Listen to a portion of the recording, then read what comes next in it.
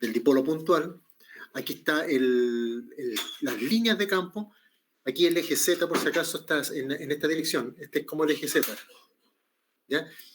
Nosotros lo hicimos como al revés, con el dipolo, esta flechita que está aquí, nosotros lo hicimos apuntando hacia arriba, ya por si acaso. Ahí está el visto de, vamos a colocar aquí, eje Z. Si lo quieren comparar con el cálculo que nosotros hicimos. Aunque en realidad no importa mucho, a mí lo que me interesa es que esta flechita que está aquí indica la dirección del momento dipolar. Y eso del eje Z en realidad está de más. Está de más porque el cálculo que hicimos fue para eje Z, pero la expresión que está justo arriba, fíjense que no es una expresión vectorial. Las expresiones vectoriales no están amarrados a sistemas coordenados específicos.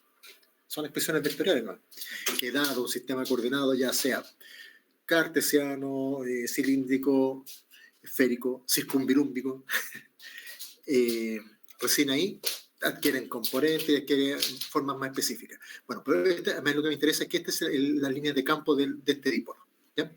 A diferencia de una carga puntual que son radiales. Bien, entonces vamos a hacer el siguiente ejercicio.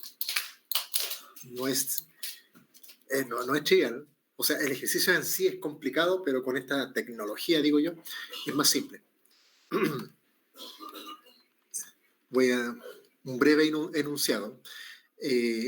Sea un dipolo. Vamos a colocar dos dipolos. Vamos a ver cómo interactúan dos dipolos. Uno de momento dipolar P minúscula, dipolar P, ubicado en el origen, ¿ya? Ubicado en el origen, y en el origen, sea un dipolo de momento dipolar P ubicado en el origen, y otro de momento dipolar P mayúscula, ¿ya? Tengo dos momentos dipolares o dos dipolos. El momento dipolar, a ver si se diferencia la P mayúscula de la minúscula. Lo voy a colocar así, ahí, P mayúscula. Calcule la fuerza que ejerce P sobre el otro P. Se nota una diferencia entre los dos P, ¿cierto? Un P minúscula y un P mayúscula. ¿Se alcanza a visualizar? Sí. Ya. Entonces, miren, tengo dos dipolos. Los dipolos es una flechita, pero la flechita, acuérdense que de la definición, la flecha va del momento dipolar, va del lado negativo al positivo. Pero es una flechita. Bueno, el asunto es que tengo dos dipolos. Vamos a colocar uno en el... Voy a subir un poquito la... Uy, se perdió el mouse. No se ve el mouse, qué malo. Hay un dipolo, vamos a hacerlo aquí. Uy, no veo, no estoy viendo ni lo uno ni lo otro. Se me perdió oh, ¿qué pasó?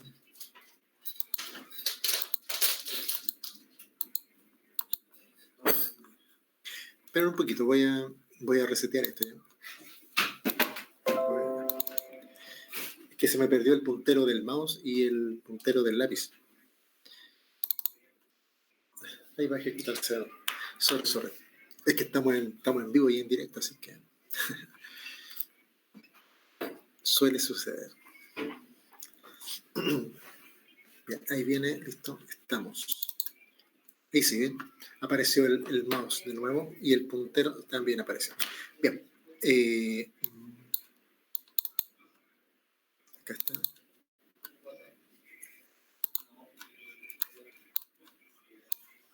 Bien, entonces, básicamente tengo, son dos dipolos y quiero calcular la fuerza que hace el dipolo que está en el origen, que es P minúscula, sobre un dipolo que está en cualquier parte, y ahí voy a colocar en una posición R, respecto dado el sistema coordenado, uno está en el origen y el otro en la posición R. Dibujo el sistema coordenado aquí, más o menos una cosa como bien rapidita, ¿no? ¿Ya? Ahí está mi origen. Un dipolo lo vamos a colocar aquí con flechita roja. Y otro dipolo lo vamos a colocar acá, en cualquier parte. Son distribuciones eléctricas que se representan por la flecha del vector momento dipolar. Bueno, y entre el dipolo P minúscula que está en el origen, P minúscula, y el dipolo P mayúscula que está en una posición R. Bueno, obviamente hay una interacción. Ya, lo que me piden calcular es justamente esa interacción. Entonces, ya, esta es una cosa de electro. A ver, primera cosa, es el caso del campo eléctrico, la fuerza eléctrica. La fuerza eléctrica es una fuerza conservativa, ¿ya? Y esto, a su vez, lo relaciono con mecánica. Todas las fuerzas conservativas, o al menos en mecánica lo dedujimos, todas las fuerzas conservativas se pueden escribir como menos el gradiente de algo. Ya, por ejemplo, la fuerza peso, el mg, el gradiente del mg por h. Una derivada en z y ya me da. Pero eso lo vieron, ¿cierto? ¿No? Bueno, yo en mecánica no, obviamente no sé el gradiente porque no estaban todavía, no conocían ni siquiera la palabra. Primera cosa, la fuerza eléctrica, colocar aquí una observación, la fuerza es igual a menos el gradiente de cierta energía potencial. Ya, eso, ¿quién no conoce esta expresión?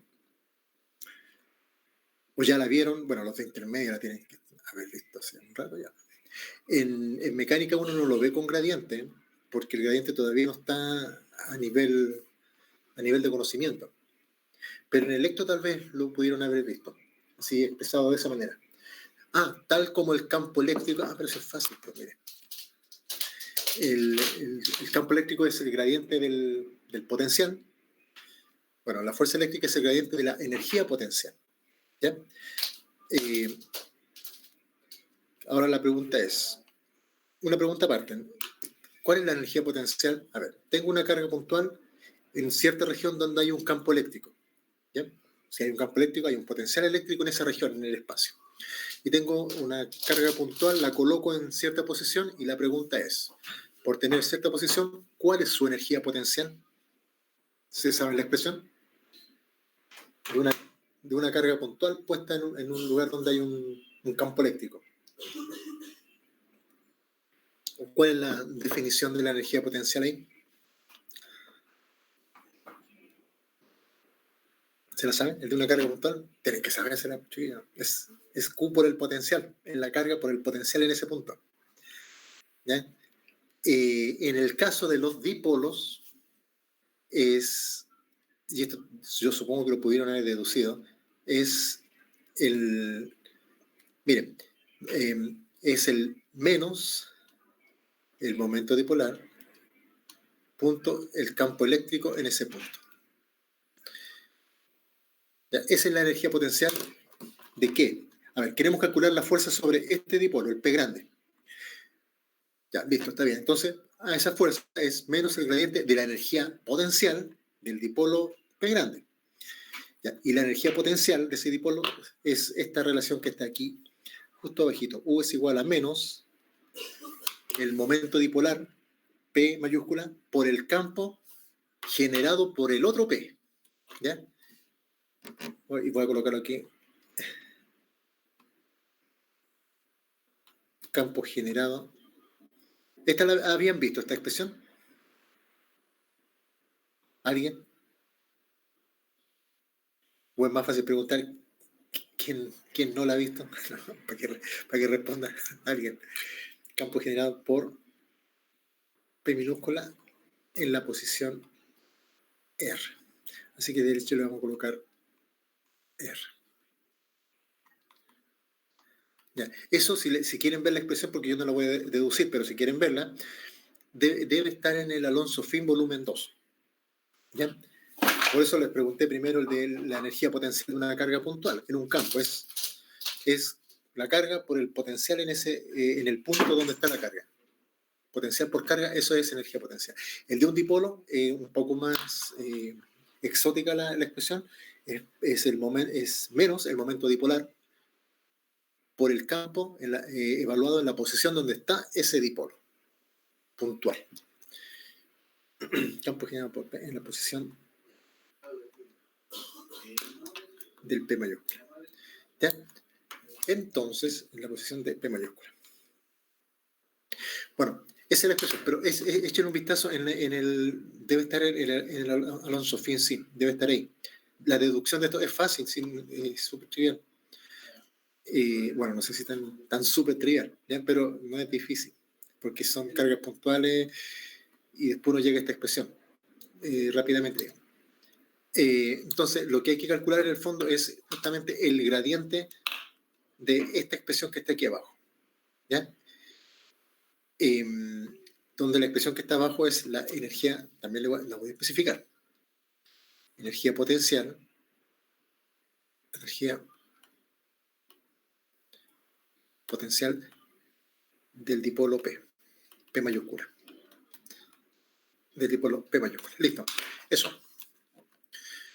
Y ahora, bueno, nos toca hacer el cálculo. Y esto comienza así.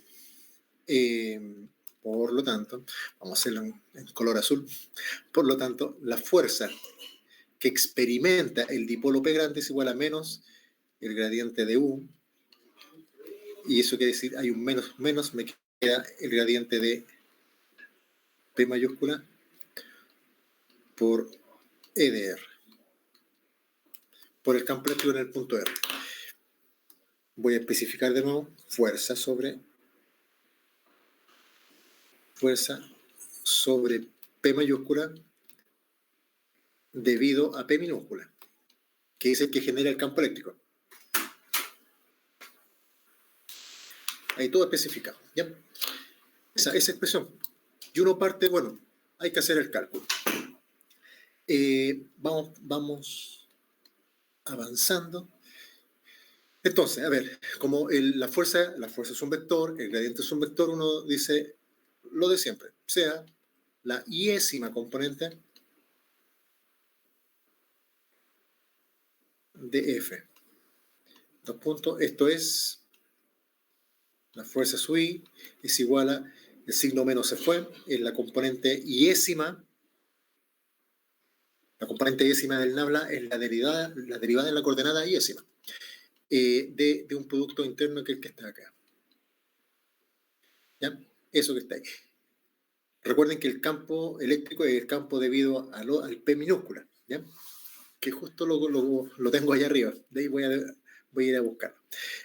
Así que pero uno puede seguir desarmando esto o expandiéndolo.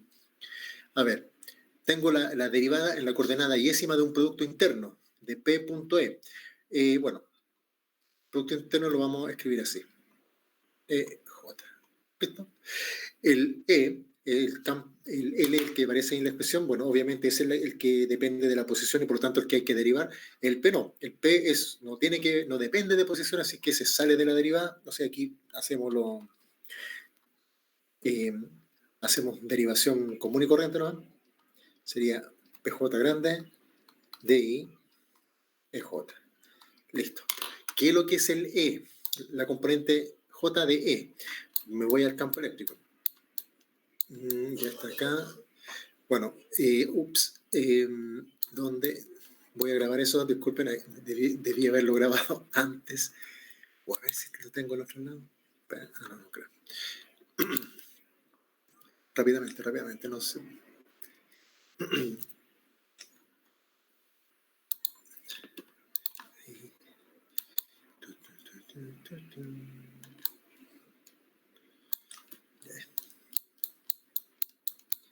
Entonces, donde el campo que genera el dipolo P minúscula es el siguiente.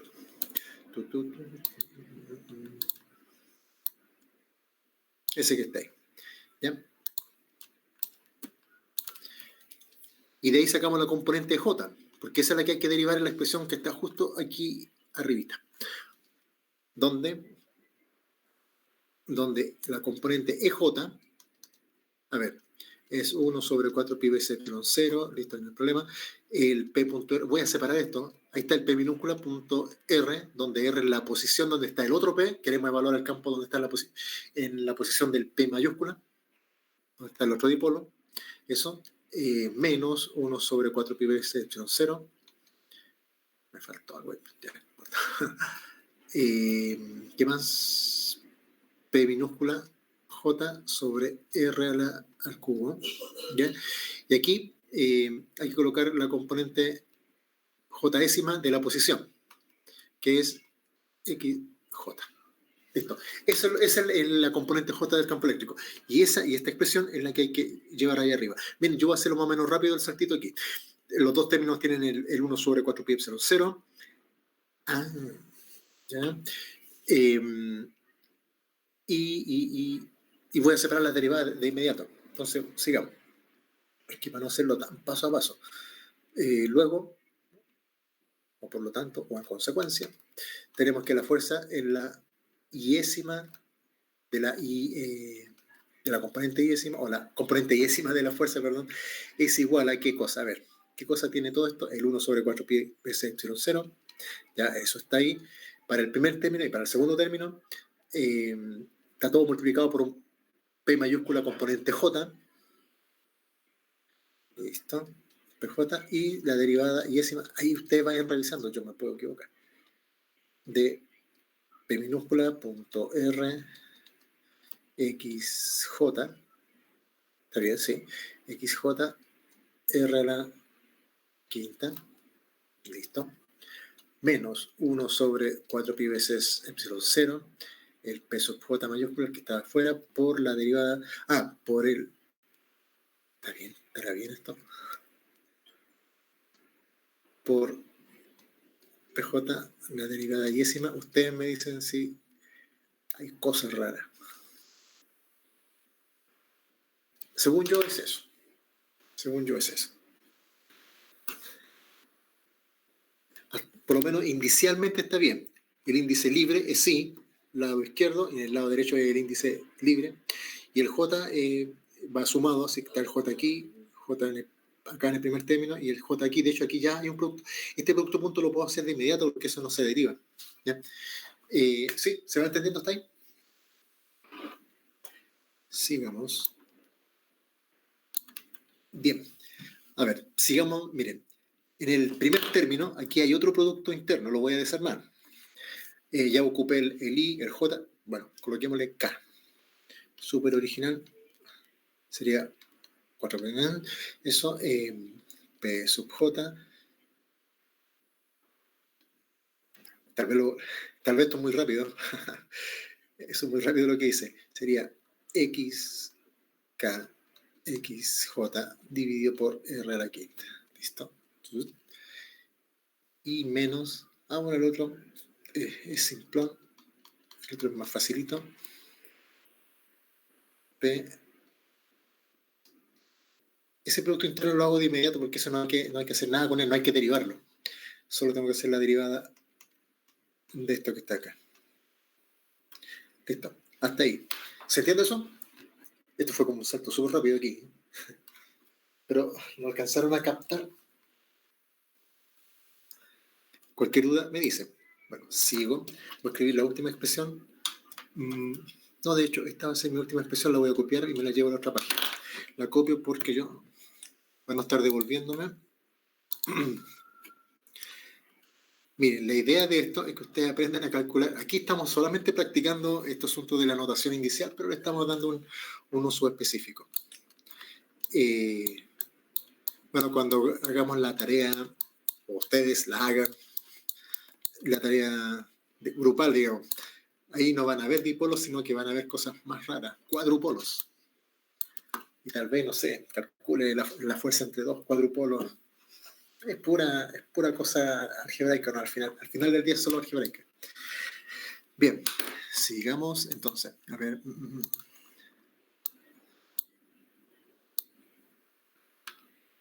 Listo. Bien, entonces, vamos a llamar, miren, hay dos derivadas que hay que hacer. La primera derivada, esta que está aquí, le vamos a llamar A, y esta otra derivada que está acá, B. Partamos por A. A ver, la derivada en A es, en el fondo, la derivada de un triple producto. Dos coordenadas y R a la menos 5. Y eso, si quieren, bueno, derivada de un producto de 3 factores, que es dIxk. Ustedes me dicen si está mal derivado. Y xk dIxj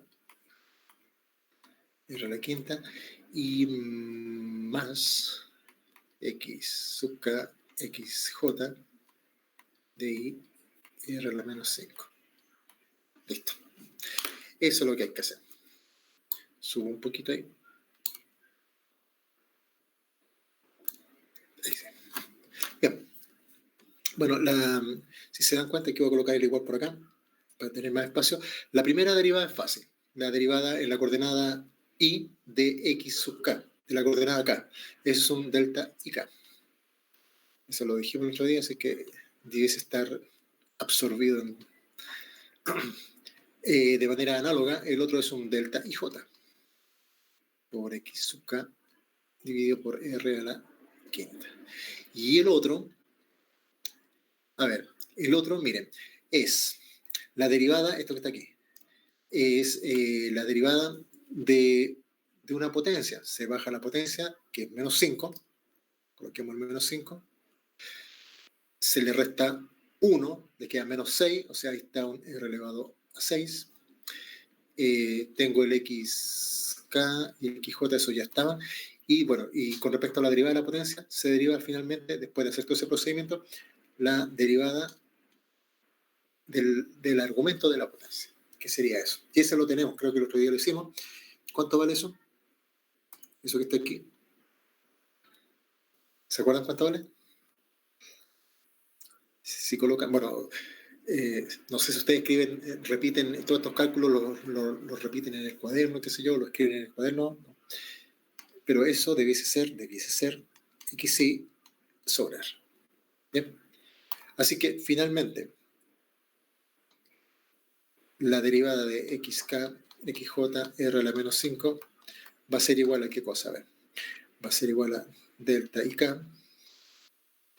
x sub j, r a la quinta, más delta ij, x sub k, r a la quinta, y menos 5, x sub k, xj, xy, y dividido todo eso por r a la 7. R elevado a 7. Eso. Aquí no hay, la verdad es que no hay nada que se pueda reducir, porque ningún índice está repetido. En cada sumando no hay nada que esté repetido. ¿Ya? Así que eso queda así. Después, a ver, el K y el J está repetido. Sí. Ahí van a aparecer cosas. Bien, y finalmente el B. El B, ¿qué es lo que dice el B? El B dice la derivada de, bueno, de este que está aquí. La derivada de r elevado a la menos 3. La derivada en la coordenada y de r elevado a la menos 3, se baja la potencia, se le resta 1, y se deriva el argumento de la potencia, que es eso, que al final del día es xy sobre r, y por lo tanto menos 3 xy r a la quinta.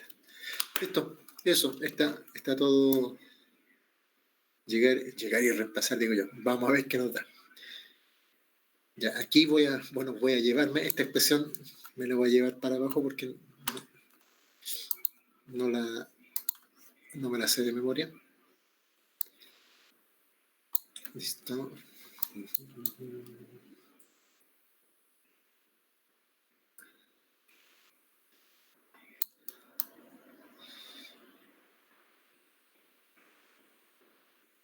Ahí, aquí sí.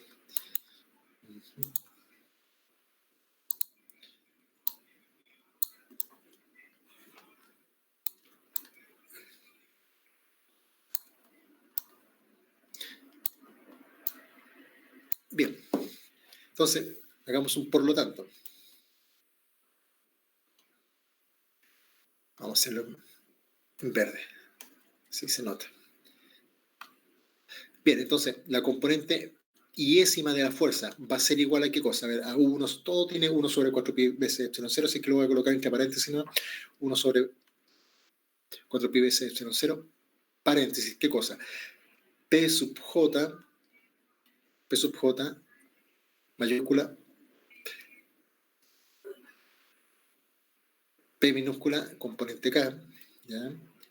Y la derivada de toda esa cosa gigante va a ser igual, y aquí donde está aparecen 3 términos, así que aquí estén atentos, a veces me equivoco, se me olvida un término, cosas por el estilo. Sería XJ, todo eso sobre R a la quinta, ¿ya? Primero, más P sub J, mayúscula, P sub K minúscula, por delta IJ, XK, R a la quinta, ¿ya? Menos 5, P mayúscula J, P minúscula sub K, y aquí está, hay un montón de cosas, XK, XJ, XI, y todo eso por R sobre R a la séptima. ¿Listo? Y el último término, ahí tengo los 3 términos, y el último término sería, déjenme echar un vistazo, es un producto interno, ya. Ahí lo voy a dejar, que sería un menos. El término B es un menos, ya, es un menos, ese término va aquí, el B. Este que está aquí va en el término B, que es negativo ya, pero delante de esto también hay un signo menos, ahí. Así que me queda positivo. Más 1, el 1 sobre 4 pi epsilon 0 ya está. Tengo el P mayúscula por el P minúscula, por la derivada esa. Ya, esa derivada me queda obviamente un 3 por XY dividido por R a la quinta. Listo. Eso. Esa es la componente iésima de la fuerza. No es trivial este cálculo si uno lo hace si no lo hace con notación inicial, es una cosa gigante. Y ahora hay que empezar a ver qué términos se pueden sumar con la delta, qué productos, puntos aparecen y qué términos me quedan o qué componentes me quedan libres, porque esos serían componentes de vector. Bien, partamos por el... Vamos a ir viendo. Voy a hacerlo no tan lento. Subo un poquito, ahí ya. Partamos, mire. Primero, el delta Kronecker, el que está en el primer término acá, el I no está repetido, el K sí, así que usamos el delta Kronecker para eliminar la suma en K y todos los K pasan ahí. Igual le voy a colocar una flechita ahí para que se entienda voy a hacer eso ahí. ¿Ya? Si se entiende, ojalá que... O sea, elimino el K y todos los K valen I. ¿Qué más? En ese mismo término, bueno, los K valen I, así que se va el delta y el P minúscula sub K, me queda P minúscula sub I. Y el J, el PJ grande, espérense, eso ahí. Este que está aquí, con ese forman un producto interno. ¿Ya? Listo. Igual acá, forma un producto interno. Por el lado de acá, ese con ese producto interno y ese con ese también es producto interno. Va a salir más o menos rápido ya. Voy a borrar todo eso. No, lo voy a dejar. Entonces tengo 1 sobre 4 pi veces epsilon 0, paréntesis, primer paréntesis. Tengo, a ver, el producto interno, el P mayúscula. Este producto interno, miren, fíjense, el primero. Este P es P, en el fondo el producto interno de P mayúscula ¿por qué vector? Este que está aquí. La componente XJ, bueno, es una componente del vector posición. Eso. Dividido por R a la quinta, ahí no hay nada que hacer. Y el delta Kronecker lo uso para transformar los K en I, así que me queda P sub I. Listo. El I es índice libre, lado izquierdo, lado derecho, así que por eso me sobra el I siempre. Vamos al segundo término. De nuevo es un P mayúscula punto R, P mayúscula punto R, por P sub I. A mí que igualito el término. Bueno, en realidad sí. Bien, eso. A ver, sí. Ah, no, perdón, me equivoqué en el segundo término. Nadie dijo nada. Me equivoqué. Hay un producto interno, pero el producto interno en el segundo término es el P minúscula con P sub K con el XK. Eso es un P minúscula punto R. Ahí sí. Es P minúscula punto R. Y el que me sobra es, y ahí uso el delta Kronecker para eliminar el J, y todos los J se transforman en I, y me queda P grande sub I. Ahí sí. Tiene que haber simetría, me parece. Menos 5 veces, bueno, ahí hay dos productos internos. El P grande por R, el momento dipolar chico por R también, XY. Y todo eso dividido por R a la séptima. Y finally, más 3 veces, bueno, aquí no hay, es bien simplón esto. El término más simple de todo, digamos. Listo. Eso. XY. Listo, ya llegamos, ya, con esto ya estamos listos ya, porque lo que tenemos aquí es la componente iésima del vector fuerza, de la fuerza de Kent, del dipolo que está en el origen sobre el dipolo del origen es P minúscula, sobre el dipolo P mayúscula que está en un punto R del espacio. ¿Ya? Esa es la notación inicial, esta es la fuerza en la componente I, pero es equivalente a tener la fuerza en la fuerza completa, porque I vale 1, 2 o 3. Así que colocamos un finalmente. ¿Cuál sería la expresión total? Ahora, pero como vector. Bueno, como vector, si uno basta solamente sacar el índice de la letrita y colocarle una flecha arriba. Se ve bonito ahí. La fuerza va a ser igual a 1 sobre 4 pi veces epsilon 0. P mayúscula punto R. P minúscula. Tiene un poco de la dirección de P minúscula. R quinta. Más P minúscula punto P minúscula chica, ¿sí? Eso. Menos 5 P.R. El otro P.R. por R. R a la séptima y más 3. ¿Me alcanza? No me va a alcanzar. Probamos igual. No me va a alcanzar. Más el último término. Listo. Una simple pregunta de esto. Miren, la fuerza es bien rara. No tiene nada que ver con la fuerza de una carga puntual con otra. Así que ustedes pueden imaginarse, este es un dipolo. ¿Ya? Yo pretendo preguntarles para que se alisten, se preparen un cuadrupolo y calcular primero campo eléctrico y potencial de ese objeto, de esa distribución de carga, y también si coloco otra distribución de carga, no sé, un dipolo o tal vez otro cuadrupolo, determinar la fuerza eléctrica.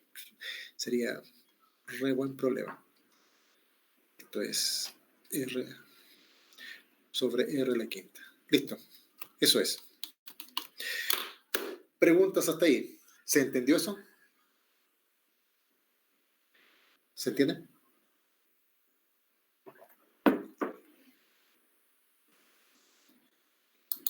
Está, sí, yo los veo, yo los veo. ¿Se entendió entonces, cierto? Sí, ¿Tienen que pero... opinar, chiquillo? ¿No? No. Sí. Pero pregúntenos, pues si yo a veces me salto algunos pasos. Miren, todo esto que estamos viendo, igual es práctica hacer varios problemas, pero fíjense que no es nada de cálculo aquí, o sea, salvo derivar, salvo eso. ¿Ya? Pero a mí lo que me interesa es que se den cuenta que que la notación indicial en sí misma, más la convención de suma, sí, para simplificar cosas, demostrar identidad o hacer algunos calculitos, es poderosa. No es una teoría nueva, es solo una notación. Fíjense, solamente con una notación uno puede hacer ya varias cosas. Bien, mire, una pregunta simple. Solamente viendo esa expresión, tengo dos dipolos, son dos distribuciones eléctricas. Esta distribución eléctrica, solo por $50, esta distribución eléctrica, ¿puede haber alguna forma de colocarlas en el espacio tal que una no vea a la otra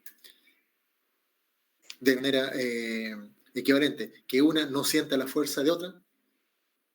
A eso me refiero con que no se vean, que no interactúen. Básicamente que una no perciba el campo de la otra. ¿Qué configuración puede ser para que esta fuerza sea nula? Que P y R sean coplanarias. ¿Ah? Que P y R sean coplanarias. De la misma recta. El P y el R coplanares. ¿Coplanares? Ah, pero es que eso no... todos los P, los dos P, coplanares con R. Sí, no sé, no estoy tan seguro porque eso igual te da un número. O sea, cada término tiene un número. O sea, deben haber varias formas en todo caso de que esto va a depender dado en la dirección de uno de los momentos. Perdón, perpendicular. Ya, el Y P... todos los P y todos los PR sean perpendiculares. O sea, claro, que los P con las posiciones sean, los dos P sean perpendicular a la distancia que los separa, o al vector posición relativo que los separa, y que entre ellos los mismos P también sean perpendiculares, efectivamente. Esa es una de las configuraciones donde es la más simple, digamos, es la más simple de visualizar, pero obviamente hay otras.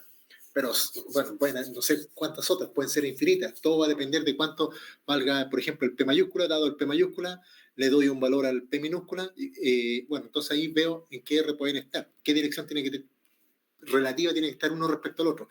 Porque el asunto es que esta es una suma algebraica, así que pueden que lo que dijimos recién, eso de que todos los vectores sean perpendiculares entre sí, que son tres vectores los que están metidos en esta ecuación, sean perpendiculares, ya, esa es la forma más fácil, porque hay cada término por separado es cero, sí, pero hay infinitas formas de hacer una suma de 4 términos cero, ¿ya? Pero sí, la más simple y la más evidente es eso de que sean perpendiculares. Bien, eso también es, pero a mí me interesa esto, ¿no? Esto que... bueno, de ahí les voy a mandar un paper donde se refiere a momentos dipolares magnéticos. Los momentos dipolares magnéticos tienen la misma expresión, salvo que los P se reemplazan por una letra que se llama M, ¿ya? Que es momento dipolar magnético. Un imancito chiquitito es un momento dipolar magnético, tiene un momento dipolar magnético. De hecho, desde el punto de vista de la geometría de los campos, la carga magnética mínima es justamente un dipolo magnético, es lo mínimo, es la mínima estructura posible en el caso magnético. En el caso eléctrico es el monopolo, porque hay cargas de dos signos, que las puedo tener separadas, si quiero, digamos, la positiva y la negativa. Bien, eso. Miren, este es como el último problema de esta materia, porque ahora voy a cambiar un poquito vamos a seguir con notación inicial, pero trabajar con álgebra de matrices, ¿ya? Operaciones matriciales. Entonces, todo lo que hemos visto hasta ahora ha sido pensando en vectores, asociando los vectores a los vectores físicos en un espacio de 3 dimensiones. O sea, con una aplicación bien específica que yo se la di a Electro en particular. Obviamente, uno puede hacer otras cosas con esto. Ahora quiero pasar vamos a seguir con notación inicial y convención de suma, pero una cosa un poquito más general, que tiene que ver con matrices, porque las matrices también, bueno, yo les decía, las matrices y los vectores, en términos generales, son las cosas que ustedes vieron en álgebra lineal. Lo que vimos hasta ahora también son matrices y vectores, pero del punto de vista físico, ¿ya? Que los vectores, nosotros tenemos una forma de escribir en los vectores, etcétera, etcétera, pero está todo limitado a 3 dimensiones. De manera más abstracta, yo puedo trabajar con objetos en espacios más grandes, donde las matrices no van a ser de 3 por 3, sino que, no sé, de n por n. Así que Vamos a colocar eso como título. Notación indicial. Y operaciones matriciales.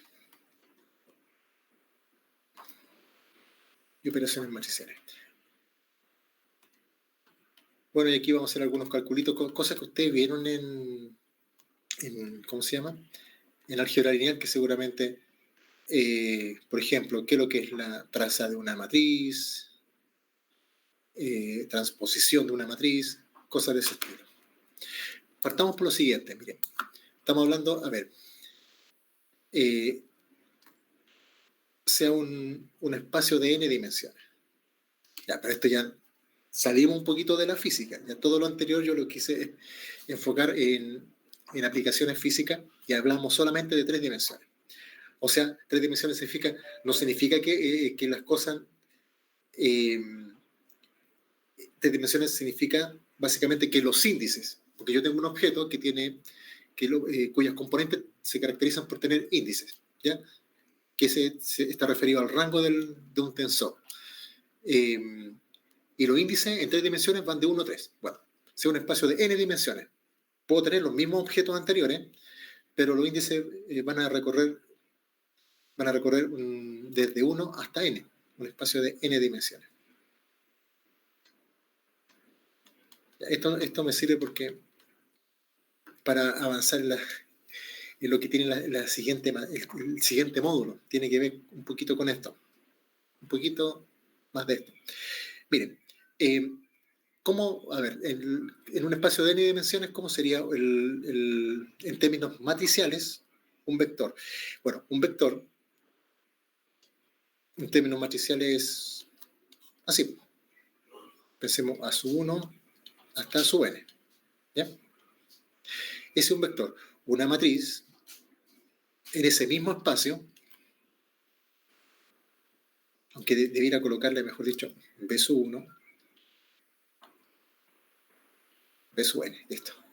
Una matriz en ese mismo espacio va a tener M11, M1n, MN1, MNN, listo.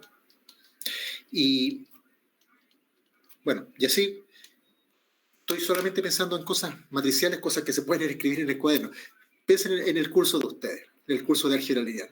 Ustedes tienen este tipo de objetos y hacen un montón de cálculos de cosas sobre estos objetos, trazas, productos, vector por vector. Bueno, determinante, no sé, cálculos de valores propios, vectores propios, etcétera, etcétera.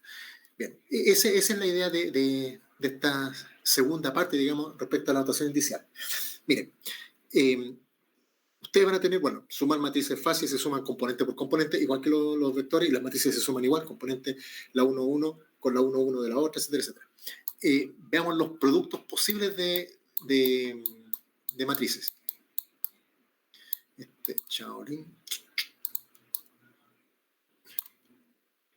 Productos matriciales. Bueno, productos matriciales van a haber varios. De hecho, yo conozco 4. Productos matriciales. Productos matriciales. O al menos lo que nos interesa a nosotros. Es producto interno. Esto se llama producto interno. Un vector fila. Voy a colocarlo así. Fila por columna. Ese es un producto interno. Vamos a hacer un ejemplo de inmediato, ¿ya?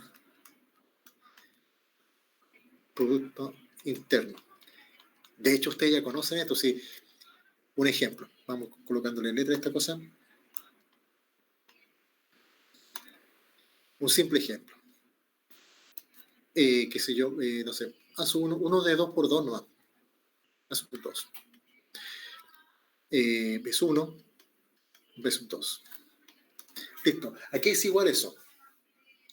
Bueno, ojo, estas son las operaciones. El tipo que inventó el cómo se multiplican matrices, no es que sea un genio, es una regla, no. Es una regla, se multiplica las filas, una fila del objeto que está en el lado izquierdo por la columna por una de las columnas del objeto que está al lado derecho.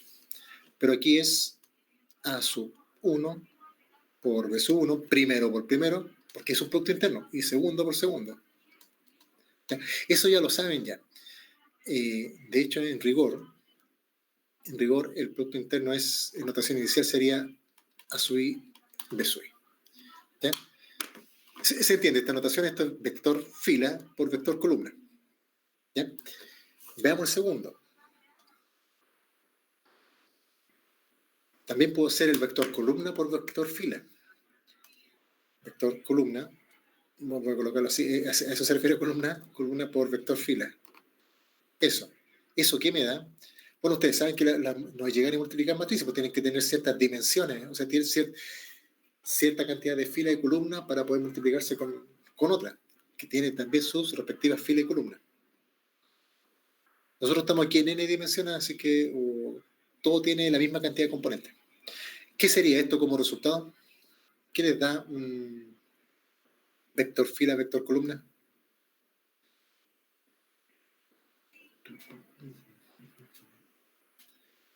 ¿Qué les da esto? Ah, no se sabe la regla. Miren. Producto de matrices. Dos matrices se pueden multiplicar solamente como una observación aquí abajito. Una observación aquí en negro. Vamos a hacer la observación en negro. Si ustedes tienen matrices por matriz por matriz siempre me da matriz. ¿Ya? Ojo, un producto interno es un vector por vector, pero me da un escalar. Ah, sí, pero un escalar es una matriz también, pues de uno por uno. Si esta es una matriz de, ¿cómo es el asunto? No sé, n por k, por m. Y este es m por l. La condición de que dos cosas se puedan multiplicar, dos objetos o dos matrices en general, se pueden multiplicar es que el número de columnas de uno tiene que ser igual al número de filas del otro. ¿Ya? Esto tienen que tener en común. ¿Será verdad eso el número de columnas? El número de... A ver, fila, columna. Siempre se lee así, fila y columna. Eso. El número de columna... Estoy pensando, ¿será eso? No. Bueno, el asunto es que me da un resultante que es n por l. A ver, ¿será verdad eso? No. ¿Será verdad lo que dije recién? Por ejemplo, esta es la regla para multiplicar matrices. Probemos ahí, pues esa, por ejemplo, fila, columna. Eso tiene, miren, este tiene, ¿cuántas filas? Tiene una fila, dos columnas. Este tiene dos filas y una columna. Y el resultado es justamente una cosa de es uno por uno. Una matriz de uno por uno, así que está bien. Me acordé bien. Listo. Esa regla es la que tiene que tener. ¿Ya? Si dos objetos, o sea, yo no puedo multiplicar cualquier matriz por otra, si esa es la cuestión. Tienen que tener eso en común, que el número de columnas de la segunda, de la primera, del primer factor, sea igual al número de filas del segundo. ¿Ya? Listo. Esa es la condición. Entonces, la pregunta, me vuelvo hacia atrás y digo, ¿qué me da el resultado de un vector fila por un columna por una fila? Es al revés esto no es un producto interno. Es efectivamente un vector por vector, pero no es un producto interno. ¿Qué me da como resultado?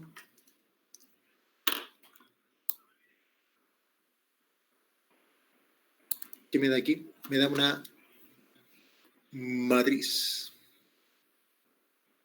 Una matriz me da. Voy a colocarlo así, una matriz. ¿Ya?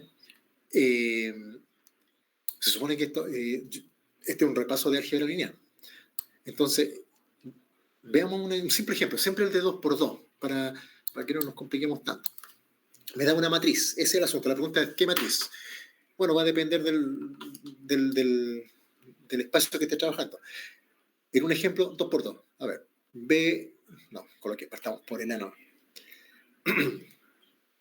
Sería A1, A sub 1, A sub 2, vector columna, B sub 1, B sub 2, vector fila. Listo, me da una matriz.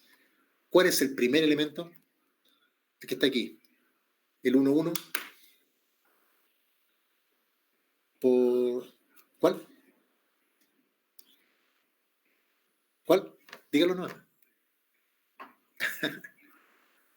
Es primera fila por primera columna. Por primera columna, sí. Eso es A1, B1. El 1, 2 será primera fila, segunda columna, A1, B2. Y así el otro será segunda fila, primera columna, A2, B1. Y el otro será, bueno, lo que quedó, A2, B2. Ese es el resultado de A2. Pero uno puede, ojo, esta es una matriz. En notación indicial yo les decía que ustedes lo que tienen son relaciones entre componentes. En el primer caso, en el primer tipo de producto que yo le enseñé, vector fila por vector columna, en notación indicial es rápido. O sea, el producto completo queda resumido en esta suma de componentes. Ahí me soy. Ya, en el de acá, no, acá el resultado no es una escalar, es una matriz. Pero lo que sí yo puedo hacer, no sé si se dan cuenta, inicialmente significa una relación entre componentes del lado izquierdo con el lado derecho. Se encuentra lo siguiente, que el resultado es, si lo pueden escribir, ¿cómo se puede escribir? Llamemos esa, mire, tengo un vector, pensemos en una matriz. Ahí está. Es una matriz, le vamos a llamar matriz M. ¿Ya? Porque es una matriz. Bueno, pero esa matriz M tiene componentes. El M y J. Y ahí está. Eso. El M11 aquí es igual a A1B1. El M12 a A1B2. Así que el M y J será igual a I B sub J. Y ahí está mi relación indicial. ¿Ya? Ese es el producto de dos vectores, uno columna por otro, y la vamos a encerrar en un cuadrito. Bien. Bueno, el de acá también debe estar encerrado en un cuadrito. Ese es el segundo producto. El tercero es una matriz por un vector. Siempre vamos a hacer, miren, si ustedes quieren hacer cosas generales con matrices, ¿sí? Si quieren obtener reglas genéricas, yo siempre parto con el más fácil de todo, con el 2×2. Matrices de 2×2, vectores de dos componentes, fila o columna, etcétera, etcétera. Bien, aquí sería una matriz por un vector. Vamos a colocar así, un vector. Listo. ¿Qué resultado me da eso? Matriz sobre un vector columna. Me da una matriz, pero ¿de qué tamaño? Así que ya tiene, ese es como dato, tener paréntesis, ese es el dato. Una columna. Exacto. Me da una matriz columna. ¿Ya? Un simple ejemplo, vamos con el ejemplo trivial. La idea me da un vector, en el fondo, y los vectores tienen componentes, entonces lo que tenemos que hacer es encontrar la relación indicial entre la ecuación, entre el producto que está en el lado izquierdo, con el vector resultante del lado derecho. Veamos, simple ejemplo. Le vamos a colocar M. A las matrices le colocamos M, a la otra le colocamos B1, B2 o A, B, C, no sé. M11, M21, M12, M22. ¿Ya? Eso. Y un vector, no sé, A1, A2. Listo. Y aquí me interesa cuál es el primer término de ese vector resultante. Bueno, el primer término, que sería fila 1, columna 1, sería fila 1, columna 1, es justamente el producto de... Es como un producto interno lo que uno hace. El primero con el primero, el segundo con el segundo. Así que sería, el primer término va a ser M11 por A1 más M12 por A2. Listo. Es el primer término del vector resultante. Y el segundo es segunda fila por la columna. Listo. Eso será un M21 por A1 más M22 por A2. Listo. Si ustedes se dan cuenta, uno puede resumir eso que escribí recién, lo puede resumir en es notación indicial. La primera fila del vector resultante se puede resumir en lo siguiente, miren, en notación indicial. Fíjense que hay qué cosa se mantiene y qué cosa varía. No sé si se dan cuenta. Es el 1 del M se mantiene en el primer término y en el segundo. Está el 1, 1 aquí y el 1, 2 varió en el segundo índice. Así que vamos a colocarle J a sub J. ¿Se dan cuenta que es lo mismo en notación inicial? ¿Sí? Y el de abajo, el primer índice de la matriz se mantiene, que es 2, en los dos términos. Y el segundo índice varía igual que el índice de los componentes del vector. Así que eso es un error. Eso es un error.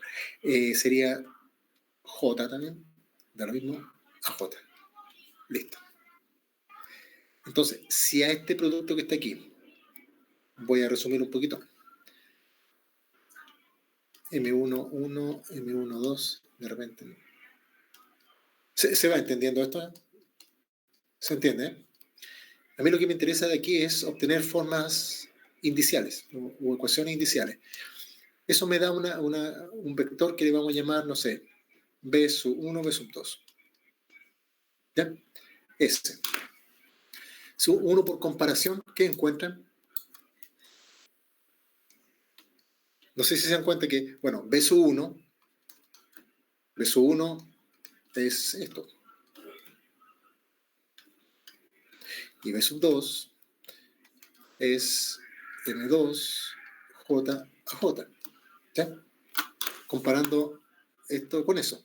O sea, ustedes me dijeron, matriz por vector columna es un vector columna. Ese vector columna yo le puse B1, B2. Listo. Y ese vector, y las componentes de ese vector columna están dadas en este lado de acá. Pero indicialmente yo puedo escribir, ¿para qué trabajar con la componente 1 del vector resultante o la componente 2 del vector resultante? Se puede escribir en notación inicial. La componente I del vector resultante es igual a MI J a J. Y ahí tienen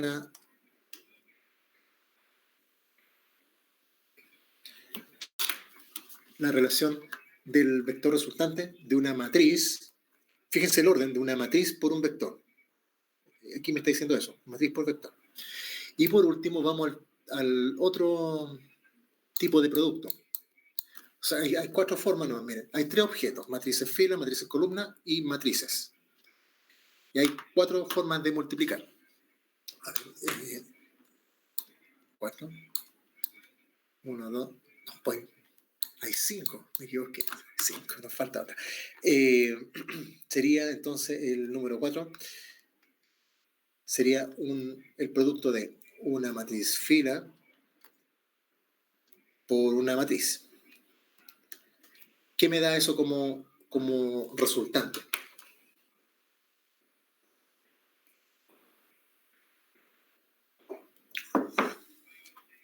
¿Qué me da? Una matriz fila. ¿Ya? O vector fila. Vector fila o matriz fila, bueno, vector fila. Ya, eso. Ya, de nuevo, miren, vamos a suponer lo siguiente. De nuevo ejemplo. Entonces, ejemplo, que le puse igual, nada que ver. Parece la componente. Una matriz fila. Bueno, voy a partir por el A1, A2. Bueno, las relaciones que yo obtuve, esto que está en nubecita roja, esos son generales. Aquí en este ejemplo, el I va de 1 a 2, sí, pero podría ser una matrices que estén escritas en, no sé, en una dimensión mayor, de 1 a n. No está relacionado, porque esta es una relación entre las componentes, ¿ya? Esa es la gracia de la notación inicial, que funcionan independiente del espacio donde vivan, del espacio matemático, no el espacio físico, matemático. No sé, M11. Bueno, ya me dijeron que esto como resultado es un vector fila. ¿Y cuál sería la primera componente? Los dos. ¿Cuál sería la primera componente? Aquí, la que va aquí. Bueno, de nuevo, la primera componente, la componente 1, es primera fila por esa primera columna. ¿Bien? Cuando ustedes hacen esa cosa, lo que están haciendo son producto interno, porque el primero con el primero y el segundo con el segundo. Así que implícitamente son varios productos puntos lo que hacen. Eso sería A sub 1 por M11 más A sub 2 por M21. Y algo pasó también. Ya. Y la otra sería algo parecido. Sería A sub 1, y aquí me salí del cuaderno, plops, A sub 1 M12 más A sub 2 M22. Listo. Y supongamos que a eso le vamos a llamar a un vector, le vamos a llamar B también ese vector. A sub 2 1 2 1. Voy muy lento, que el lápiz es lento. B sub 1, B sub 2, listo. Bueno, por comparación, B sub 1, el que está aquí arriba, y B sub 2, el que está allá. Pero uno podría resumir esas dos cosas así de manera, solamente mirando las cosas, en forma indicial. En forma indicial se tiene lo siguiente, que la componente iésima del vector resultante, el vector resultante es igual a ¿qué cosa? Por ejemplo, que mirando las ecuaciones que tengo aquí arriba, ¿a qué sería igual? Si B1 es igual a esto, ¿qué se mantiene igual ahí? Que tenga que ver con el 1 fijo, y qué se mantiene en la otra expresión donde permanezca el 2 fijo, ¿en qué posición está el 2 fijo y el 1 fijo en el primero? ¿Cuál sería la forma indicial con que yo escribo cualquier componente del vector resultante? Parte con un A y tienen un M. Ya les doy esos datos. La componente 1, fíjense que tiene el 1, ¿dónde está el 1? Este número, miren, estoy marcándolo con puntito rojo. Mejor voy con el mouse porque ese puntito no se nota. Esto va variando. El índice del vector por el primero de la matriz varía y se mantiene fijo el 1, el segundo índice de la matriz. Ya, eso en el primer término de acá. Y en el segundo, igual, pues, el segundo índice de la matriz se mantiene intacto y los otros dos, el primero de la matriz y el índice del vector, se mueven. Entonces esta cosa debe ser una cosa así parecida a esto. J, I. En notación inicial. O sea, miren, esto es una relación que es distinta a la anterior, ¿no? Está medio lento ya la cosa. Es distinta, o sea, porque alguien dice, sí, son los M y J o JI y los AJ, son escalares, son números, se pueden dar vueltas, qué sé yo, pero el orden de los índices es el que me importa. Los índices, para poder leer bien una estructura indicial de este estilo, los índices tienen que estar juntitos aquí. Por ejemplo, esto que el J, el índice final del primer elemento matricial se conecta con el primer índice del segundo elemento matricial y ahí se lee recién como se lee bien, digamos. Esto sería B es igual a M por A. No le voy a colocar flecha aquí porque esto yo le decía es físico. De hecho, vamos a cambiar las letras. Generalmente los matemáticos usan para los vectores la B corta V, W. Yo también debería usar eso. Entonces quiero decir que son distintos. Aquí ustedes pueden dar vuelta los factores, qué sé yo, cambiar el orden, pero, o sea, esto tiene una pura lectura. Lo de arriba es una componente de una matriz por un vector columnar. Y lo que está abajo es la componente B sub I. Así, si ustedes ven B sub I solo, uno dice, es la componente de un vector. ¿Sí? Eso está bien. Pero lo que está al lado derecho me dice que es una componente de un vector fila. ¿Ya? Así que ahí hay que tener cuidado. Bien, y por último, el quinto tipo de producto es matriz por matriz. Matriz por matriz. Obviamente que cumple las condiciones de que tengan la misma cantidad de columnas del primer factor con las filas del segundo factor, pero nosotros estamos en un espacio de dimensión definida. Ya aquí las matrices van a ser todas, para nosotros van a ser todas cuadradas, así que, y los vectores todos van a ser o filo o columna, pero con la misma cantidad de tamaño del espacio, o sea, si el espacio es n, tiene n componentes, y la matriz es n por n. Bueno, pero esto es fácil, porque este simplemente es matriz por matriz, me da matriz. O sea, si estas son matrices de n por n, el resultado es otra matriz de n por n.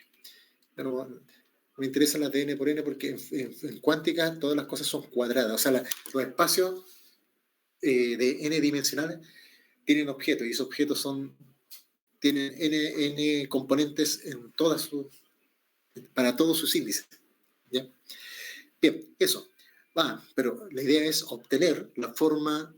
¿Cuánto nos queda? Queda todavía. Entonces pensemos dos matrices. Una M, a ver cómo le llaman, mayúsculas, con letras mayúsculas generalmente se colocan las matrices, una matriz A y B, eso mejor. Una matriz A, tal que de 2 por 2, ¿para qué pensar tanto?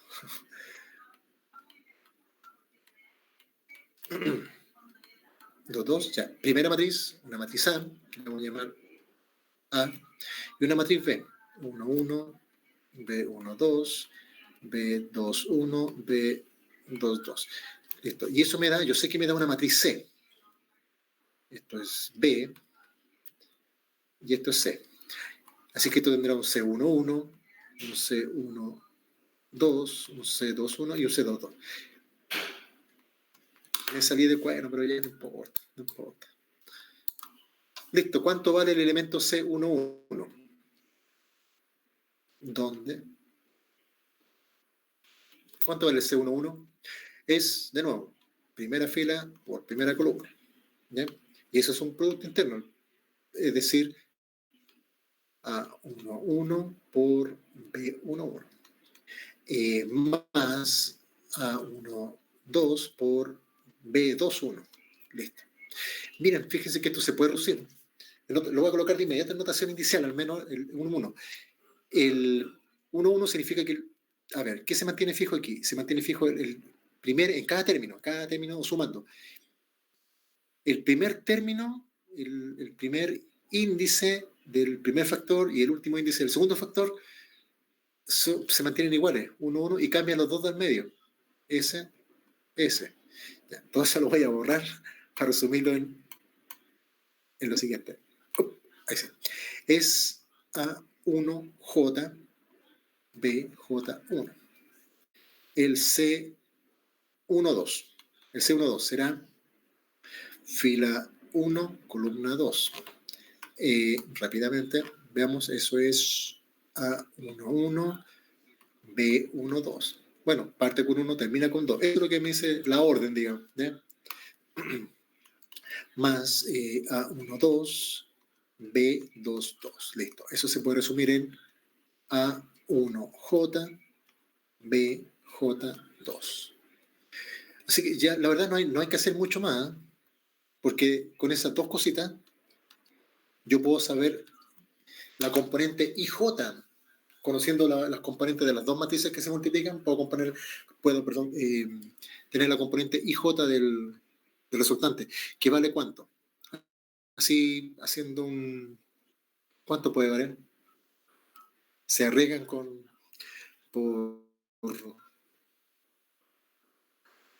un punto en mecánica intermedia, o en Compu 3, o en Electro. Mira, para los 3 cursos estoy dando puntos.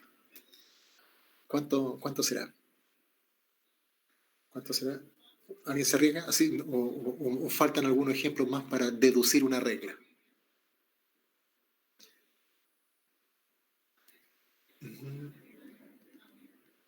Hago el 2-2. ¿No? A, I, J, B, J, I.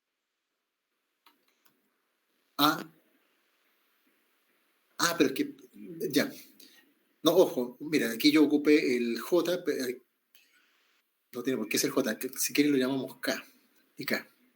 La componente IK de la matriz resultante. Parte con I, miren, parte con I y termina con K. Y el del medio es el que varía, y ahí le vamos a colocar J. Eso. ¿Ahí se entiende? es cosa de que practiquen con los dos calculitos que hicimos antes de la componente 1.1 y la componente 1.2 de C, de la matriz resultante, y se van a dar cuenta que esta expresión es correcta. En notación indicial, de nuevo, y vuelvo a repetir, en notación indicial ustedes no trabajan con las estructuras completas, son relaciones entre componentes del lado izquierdo con las del lado derecho. ¿Ya? Y esa es la gran ventaja porque yo digo, bueno, ya notaron que es bien ventajoso con los ejercicios que hemos hecho anteriormente, es súper ventajoso. Así que tenemos 5 formas de multiplicar matrices, de distintas formas. O sea, ya no hay más productos que esto, ¿no? O sea, estos son todos los posibles. ¿Ya? Miren, quedan 15 minutos. Miren, dejemos todo esto acá. Por ahora, a mí lo que me interesa, ustedes me van a dar fecha de prueba, la fecha de la prueba. Así que, ¿lo conversaron eso? Yo creo que Sí, ¿y a qué conclusión llegaron? Que no la van a hacer. La van a hacer, ¿cierto? Un 7 para todos. Un 7 es un 7 para todo. tenemos aprobado el ramo y todo eso. Y dime, no, Se hizo una votación, yo no sé en qué hora terminado. hace voto, chuta, es súper democrático.